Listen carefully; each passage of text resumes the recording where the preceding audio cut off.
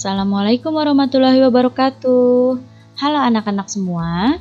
Hari ini kita akan belajar tema 3, subtema 2, pembelajaran ketiga. Sudah siap untuk belajar hari ini?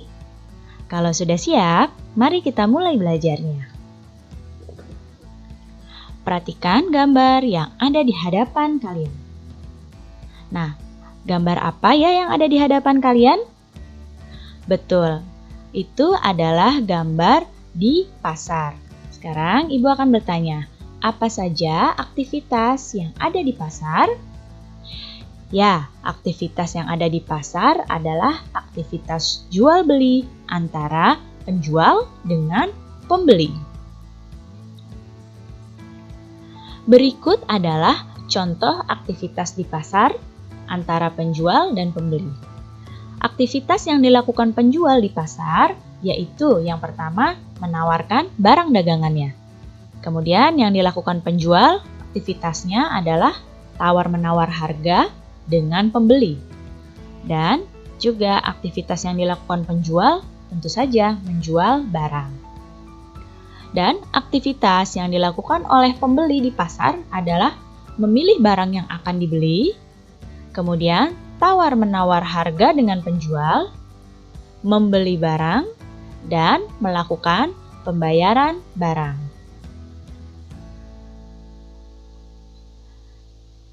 Masyarakat melakukan aktivitas untuk memenuhi kebutuhan. Semua aktivitas yang menggabungkan aspek sosial dan ekonomi untuk mencapai kesejahteraan sosial disebut pembangunan sosial. Pembangunan sosial itu dimaksudkan untuk meningkatkan kesejahteraan sosial, di mana kebutuhan masyarakat secara sosial, ekonomi, dan spiritual dapat terpenuhi. Berikut adalah bidang-bidang pada pembangunan sosial. Ada bidang pada taraf hidup masyarakat, ada bidang ketertiban dan keamanan, ada bidang kesehatan, bidang pendidikan, dan bidang kerohanian. Pada taraf hidup masyarakat, itu contohnya pembangunannya dengan pelatihan tenaga kerja, penyuluhan kewirausahaan, dan pembukaan lapangan pekerjaan. Pada ketertiban dan keamanan, contoh pembangunannya adalah dengan pelaksanaan siskamling, penyuluhan tentang keamanan dan ketertiban masyarakat. Pembangunan sosial di bidang kesehatan adalah dengan mendirikan posyandu dan juga dengan membersihkan lingkungan. Pembangunan sosial di pendidikan adalah dengan menerapkan program jam belajar masyarakat dan mendirikan taman bacaan. Dan bidang pembangunan sosial di kerohanian adalah dengan melaksanakan ibadah bersama sesuai agamanya masing-masing dan peringatan Hari Besar Agama.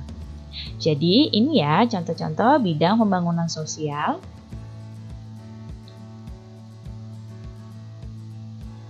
Nah, masyarakat Indonesia itu terdiri atas beragam suku bangsa. Ya, keberagaman suku bangsa ini menciptakan keberagaman adat istiadat.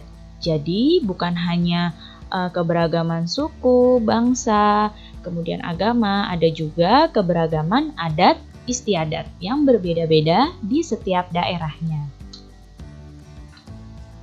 Apa itu adat istiadat? Adat istiadat adalah kebiasaan sosial yang sudah lama ada secara turun-temurun di masyarakat. Jadi, adat istiadat ini kebiasaan sosial yang dilakukan secara turun-temurun di masyarakat.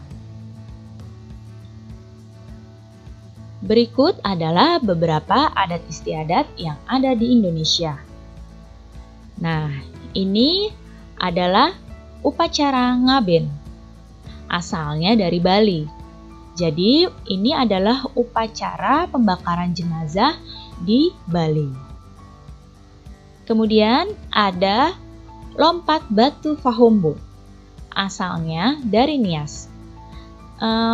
Lompat batu ini merupakan ritual pendewasaan seorang laki-laki dari suku Nias. Selanjutnya ada ngobeng, asalnya dari Sumatera Selatan. Nah, ini adalah tradisi menjamu tamu oleh masyarakat Palembang.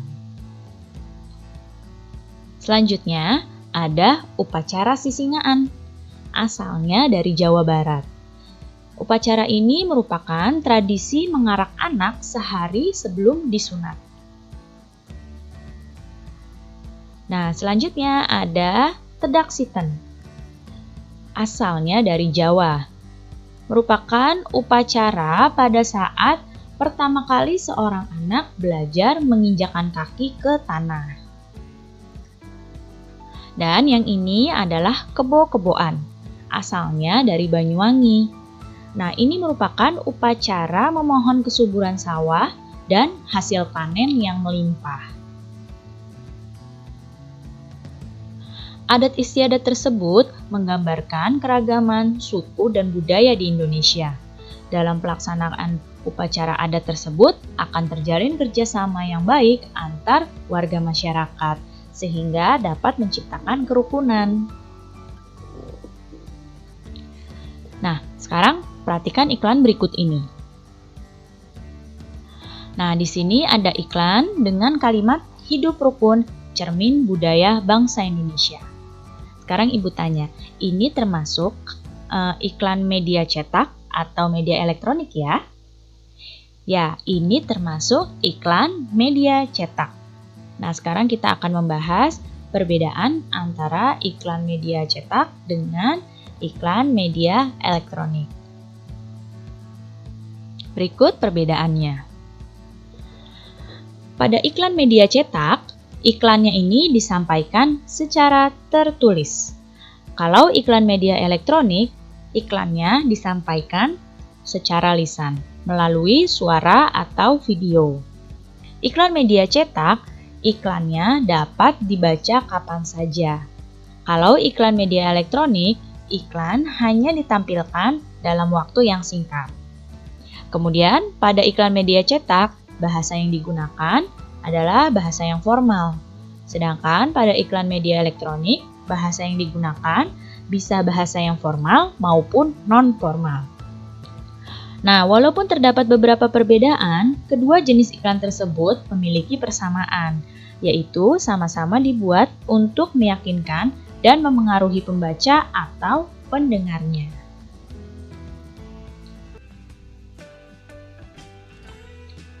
Perhatikan gambar yang ada di hadapan kalian.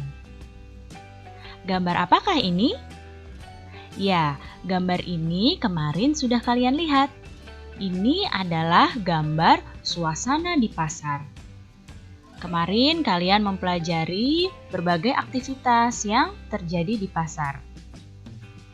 Nah, salah satu aktivitas masyarakat yang di dalamnya terdapat banyak perbedaan adalah aktivitas di pasar. Di pasar itu banyak terdapat perbedaan seperti perbedaan suku, agama, usia, pekerjaan, dan lain-lainnya. Jadi begitu beragam sekali suasana dan aktivitas yang ada di pasar. Nah, tadi kegiatan di pasar itu hanyalah sebuah contoh. Di Indonesia itu memiliki banyak sekali ya perbedaan budaya, suku, agama, adat istiadat di dalam masyarakat. Tetapi masyarakat Indonesia ini tetap bersatu meskipun banyak perbedaan di dalamnya. Indonesia memiliki semboyan. Kalian sudah pasti tahu semboyan bangsa Indonesia adalah Bhinneka Tunggal Ika, yang artinya walaupun berbeda-beda, tetapi tetap satu jua. Indonesia itu terdiri dari beragam suku, agama, ras, dan lain-lainnya yang berbeda-beda. Tetapi bangsa Indonesia tetap satu. Makanya Indonesia punya semboyan Bhinneka Tunggal Ika. Kita itu harus saling menghormati dan menghargai keragaman yang ada di masyarakat. Upaya saling menghormati dan menghargai dapat terwujud dengan kerjasama. Berikut contoh kerjasama yang dapat dilakukan. Nah, yang pertama contoh kerjasamanya adalah melaksanakan piket bersama. Nah, yang pertama ini merupakan contoh kerjasama yang ada di sekolah. Nah, yang kedua, kerjasama dalam berdiskusi ketika mengerjakan tugas kelompok. Yang ini juga ketika kerjasama yang ada di sekolah. Yang ketiga, contoh kerjasama yang dapat dilakukan adalah melaksanakan kerja bakti di lingkungan sekitar. Dan juga contoh kerjasama yang lain adalah menolong tetangga yang mengalami kesulitan. Nah, untuk melaksanakan kerja bakti dan menolong tetangga yang kesulitan, ini adalah contoh kerjasama di lingkungan masyarakat. Nah, kerjasama ini memiliki manfaat. Ya, manfaatnya untuk keberagaman. Yang pertama, pekerjaan yang berat akan menjadi ringan dan menjadi cepat selesai. Ya. Kemudian, kerjasama ini juga dapat meningkatkan kerukunan. Dan juga kerjasama dapat memperkuat persatuan dan kesatuan bangsa. Banyak sekali ya manfaat kerjasama. Sekarang perhatikan gambar berikut ini. Nah, di sini ada dua buah gambar. Gambar yang pertama ada gambar anak yang sedang memainkan gamelan. Kemudian gambar yang satunya yang Ibu tunjuk dengan panah, ini gambar anak-anak yang sedang belajar menari. Siapa di sini yang bisa memainkan gamelan? Atau siapakah di sini yang bisa menampilkan tarian tradisional? Wah, kalau kalian bisa, kalian hebat. Kedua gambar ini yang ada di hadapan kalian bercerita tentang upaya manusia dalam pembangunan sosial budaya. Kebudayaan merupakan kekayaan bangsa kita dan hal itu harus dijaga. Dalam hubungannya dengan interaksi sosial, kebudayaan mengatur agar manusia dapat mengerti satu sama lain. Kebudayaan mendorong manusia untuk bertindak dan berperilaku demi kebaikan bersama, sehingga tercipta kehidupan masyarakat yang harmonis. Berikut contoh aktivitas yang mencerminkan budaya. Yang pertama, contoh aktivitas yang mencerminkan melestarikan budaya, yaitu mengajarkan budaya pada generasi muda. Kemudian yang kedua, belajar membatik, contoh aktivitas selanjutnya. Ya, selanjutnya contoh aktivitasnya adalah membudayakan semangat gotong royong. Wah, semangat gotong royong ini harus selalu dijaga, karena ini ciri bangsa Indonesia. Contoh aktivitas lain yang mencerminkan budaya adalah mengunjungi museum budaya. Dan contoh yang lainnya adalah mementaskan seni tradisional daerah, baik itu tarian ataupun untuk memainkan alat musik daerah atau seni-seni tradisional yang lainnya. Nah, ini merupakan contoh aktivitas yang mencerminkan budaya. Sebenarnya masih banyak lagi yang lainnya ya. Ini hanya beberapa contohnya. Budaya Indonesia ini cukup beragam. Keragaman tersebut sering dijadikan bahan untuk iklan budaya. Nah, baik iklan di media cetak maupun di media elektronik. Mungkin di televisi atau di koran, kalian seringkali melihat ada budaya-budaya Indonesia yang ditampilkan, baik itu tarian atau dalam bentuk-bentuk lain.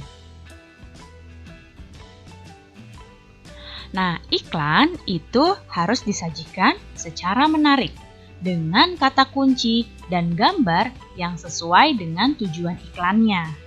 Ya, apa itu kata kunci? Kita ingat kembali, kata kunci merupakan kata-kata singkat yang mewakili ide yang ingin disampaikan.